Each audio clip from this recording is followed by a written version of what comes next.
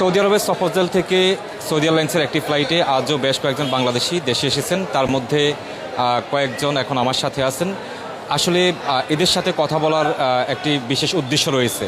অনেকে মনে করেন যে যারা জেল থেকে আসছেন তারা নিশ্চয়ই কোনো না কোনো একটা অপরাধ করছেন, সেজন্য তাকে সৌদি পুলিশ ধরছে, জেলে নিয়ে গেছে, বাংলাদেশে পাঠিয়ে দিয়েছে। এটা একটা সাধারণ প্রক্রিয়া, এটা অনেকেই এমনটাই মনে করেন। তবে আমরা গত কয়েক মাস ধরে একটা জিনিস লক্ষ্য করতেছি, সেটা হচ্ছে যে আগে আমরা দেখতাম যারা সফরজেল থেকে আসতো তাদের অপরাধ ছিল হচ্ছে তারা অভিবাসন আইন লঙ্ঘন করেছেন।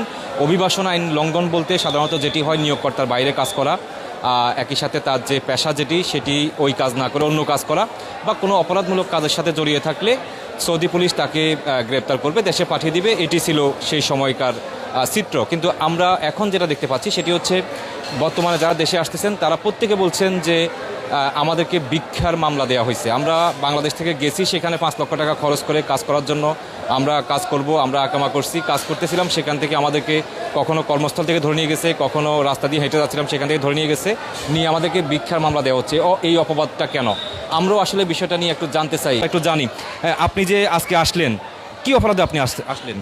ভাই, আমাদেরকে বেকার মামলা দিছে। আমরা আকামা থাকার সত্ত্বেও আপনাকে ধরে আনতেছে, 1 মাস রাখতেছে জেলখানা। অনেক মানুষ আছে, অনেক লাঞ্ছনা হচ্ছে, ওরারে পাঠাইতে পারতেছে না, ফ্লাইট বদ্ধ, এই নানা ধরনের যুদ্ধর কারণে এরকম করতেছে।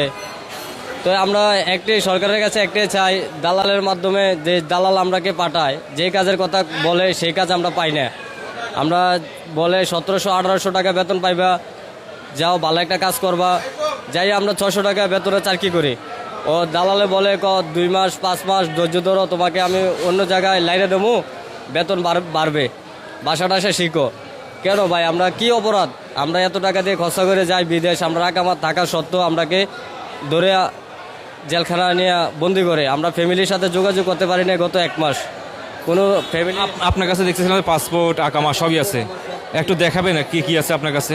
পাসপোর্ট আছে, আমার আকামা আছে, নতুন আকামা, আমার নতুন আকামা। আমি 6 মাস 7 মাসের কাছাকাছি ওইখানে 1 মাস জেল কাটছি, আর ওই 6 মাস আসছিলাম।